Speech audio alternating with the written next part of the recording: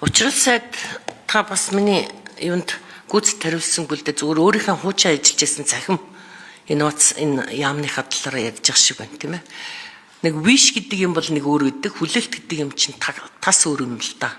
Гэхдээ номын гишүүний хувьд дахиад одоо энэ сайдад нэр дэвшиж байгаа. Энэ сайдын үүрэгт ажлыг хийх явцдаа ингэж дахиж нэр ийм одоо үйлдэл гаргахгүй байх тийм баталгаа юу байгаа юм бэ л гэж асуусан. Тэгээд би бас энэ хууль зүйн сайдаас нэр дэвшигчээс асууж амар сайхан гишүүднээс асуулаа. Жинхэнэ сайдтай холбоотой бас асуулаа. Тэгээд энэ тус хариултыг бүр авъя. За жинхэнэ сайд.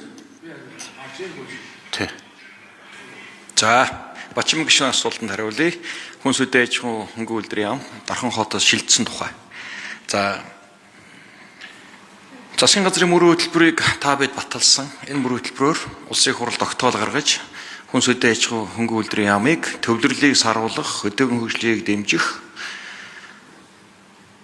бүсчилсэн хөгжлийн үзэл баримтлалыг хэрэгжүүлэх үүднээс нүү гэдэг тогтоол их хурал баталж надад засгийн газар дүүрэг өгсөн.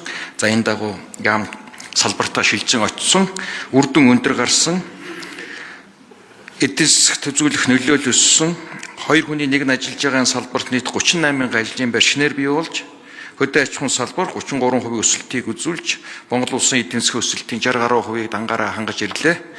За энэтэй холбоотойгоор хүнс хөнгөн үйлдвэрүүл мал аж ахуй газар тариалан цогц бодлогыг хэрэгжүүлсэн бодлогын үр дүн их эерэг гарсан. Энийг бол цаашдаа үргэлжлүүлэх ёстой гэж боддог.